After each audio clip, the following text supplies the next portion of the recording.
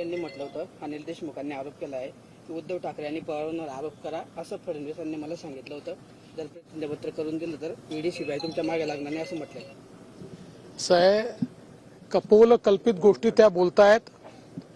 या संदर्भात बरंच सत्य माझ्याकडे आहे. योग्य वेळी ते सत्य मी बाहेर काढीन.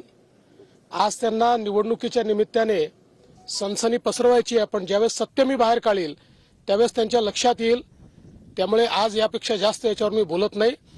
खरं म्हणजे या ठिकाणी जी काही घटना घडलेली आहे त्या घटनेमध्ये तेच सरकारमध्ये होते, त्यांचंच सरकार त्या ठिकाणी होतं.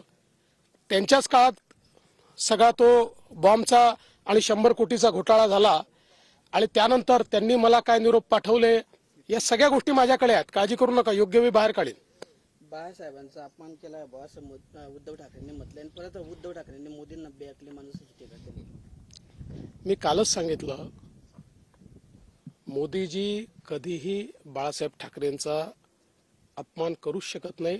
त्यांनी वारंवार सांगितलंय की हिंदू हृदय सम्राट शिवसेना प्रमुख बाळासाहेब ठाकरे हे आमच्याकरता त्या ठिकाणी आदर्शच आहेत.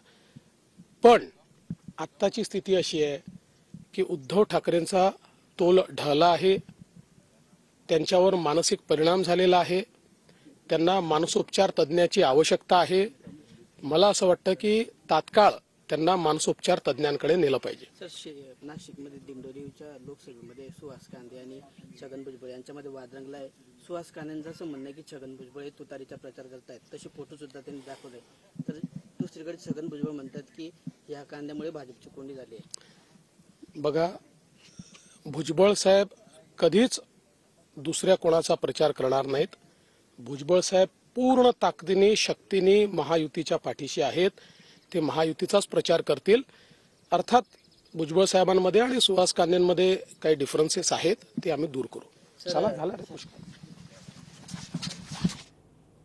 तर उद्धव ठाकरेंचा तोल ढासळलेला आहे, त्यांना तात्काळ मानसोपचार तज्ज्ञांकडे नेलं पाहिजे असं विधान देवेंद्र फडणवीसांनी केलेलं आहे. सोबतच मोदी कधीही बाळासाहेबांचा अपमान करू शकत नाही असंही देवेंद्र फडणवीसांनी म्हटलेलं आहे.